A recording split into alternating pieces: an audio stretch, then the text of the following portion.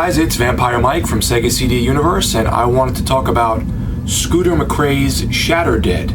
So, Shatter Dead is a recent release by Vinegar Syndrome in partner with one of their partner labels, Saturn's Core.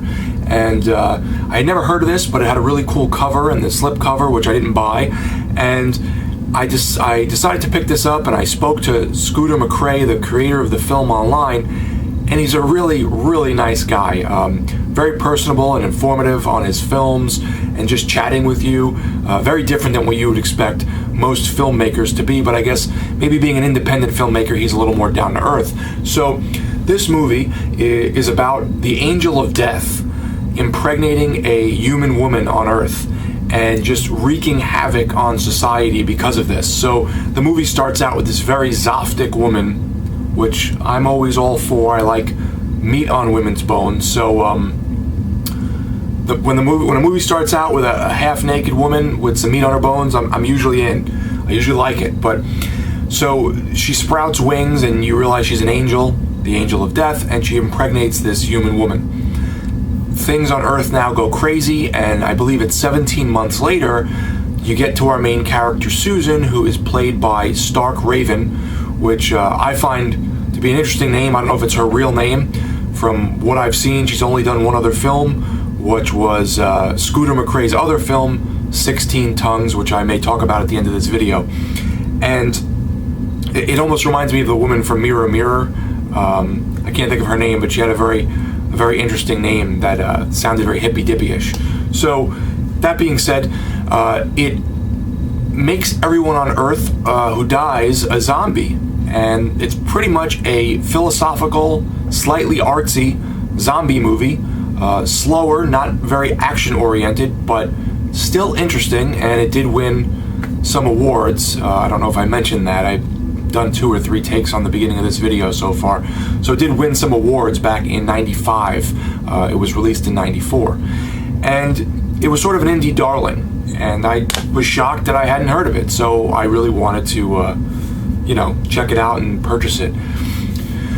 Susan, the main character, is trying to get gasoline and food and go back to her boyfriend's house, and she's pretty much surrounded by zombies. Some of them are homeless, and they're panhandling and begging for money, and their faces are falling off. The special effects are a little, cheesy-ish. It's a B-movie, or a low-budget film, I should say. I'm not trying to be condescending by any means when I talk about it, but it's definitely a lower-budget film.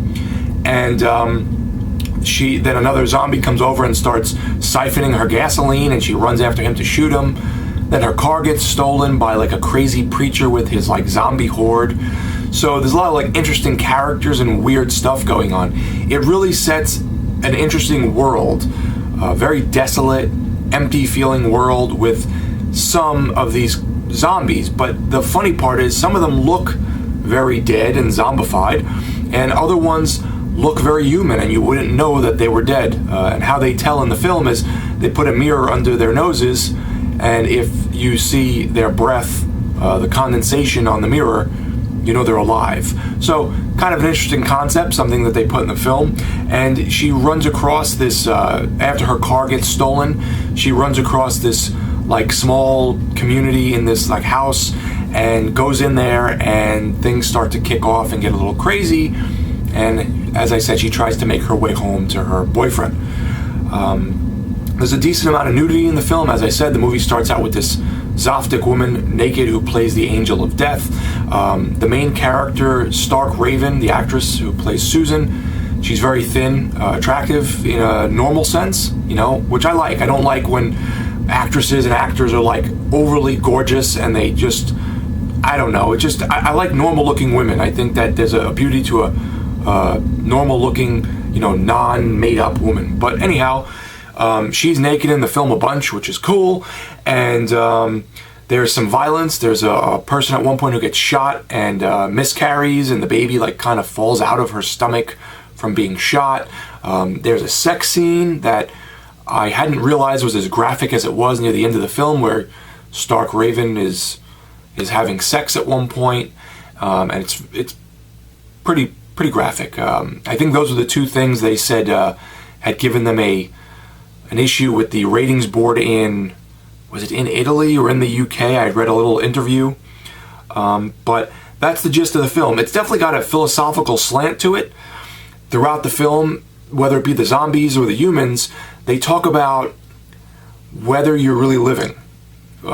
If you're undead, or you're dead, or you're alive, are you really living and taking life to the full advantage?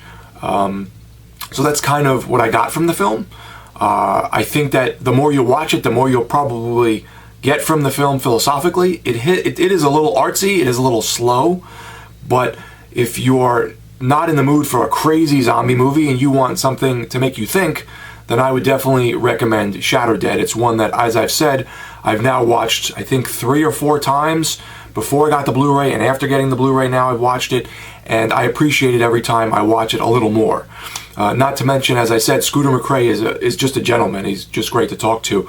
So I'm glad I picked it up and hopefully supported him in some small way. His other film that I've seen online in some streaming website, because I can't really afford to just pick up random blind buys, but I do buy things when I like them, was 16 Tongues, which was a very sexualized cyberpunk movie about these people in a hotel. It was interesting. It started off really up my alley, and then it just got very, very sexual, and I didn't love it.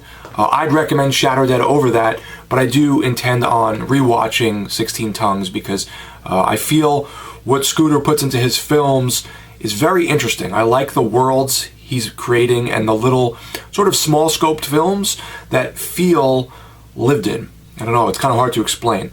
Most of the characters in this movie come off as normal, run down. The locales are sort of run down, just normal houses. There are a few people in the movie that are going after the zombies that are dressed up kind of funny, like in weird outfits with wigs and silly outfits.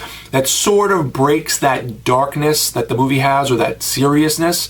That was the only thing in the film that I said, you know what, I almost wish that these people were a little darker and not so goofy and over the top, because the rest of the film is very, just has a melancholy feel to it, in a sense. So a little bit of a depressing feeling. So that's my 2 cents on Shatter. I thought it was a really cool film. Again, if you like a little philosophy, artsy stuff, not too artsy-fartsy though, zombie stuff, check out Shatter. I think it's a very good independent film, and I tip my proverbial hat to Scooter for making this. I definitely look forward to rewatching 16 Tongues, rewatching this, and seeing more of his work that he's done. He's done some shorts and things over the years. I'll read the back of it for you just in case you were interested. When the angel of death impregnates a mortal woman, the dead cease to die and the world becomes inexplicably populated by morose and disenfranchised zombies whose primary desire is to coexist with the living during their never-ending plight on Earth. Determined to traverse through the dystopian landscape and return home to her boyfriend, the gun-toting Susan runs afoul of a carjacking, undead religious cult run by a mysterious zealot known only as the Preacher Man. With suicide now a pathway to eternal youth, Susan must grapple with her own mortality after discovering that her lover... Okay, I don't want to explain the rest of it because it'll ruin it. It won an Independent Film Award back in '95, featuring Stark Raven, who was also in Limbo, which I reviewed. An unconventional, transgressive mix of art house allegory, ferocious splatter, and Eurosleaze inspired sexual debauchery, coalescing effortlessly into a subversive riff on the zombie subgenre that is unlike anything audiences have ever experienced before. That's put very well. It's a brand new restoration of the director's cut from the film from the original Betacam SP Masters, the original 1994 VHS version. I have marbles in my mouth today. Audio commentaries by a bunch of different people, including Scooter McCrae and cast members. A early short film by Scooter McCrae called The Loner. Vintage interview with Scooter McCrae, archival behind-the-scenes footage, a blooper reel, vintage tour of the Shatter house, and it looks like there's a new interview with cinematographer Michael Howe and Scooter McCrae. So, excuse me. Yeah. So it looks decent. It's 4:3. It's not like a crazy remaster where it's like phenomenally, over the top looking in terms of the quality of the picture, but it's great. I think it looks good. I think it sounds good. There's subtitles, which I always appreciate because sometimes I miss things and I'd rather read them. But let me know, guys, what you thought of Shatter Dead. There seems to be mixed reviews on this. Most people seem to like it, but there are those that I think expected maybe more cheese or blood or craziness or zaniness, which this is not very zany. So let me know, guys, if you do watch it, what you think. Leave a comment. Thanks, guys, for watching. It's Vampire Mike from Sega CD Universe. Be good.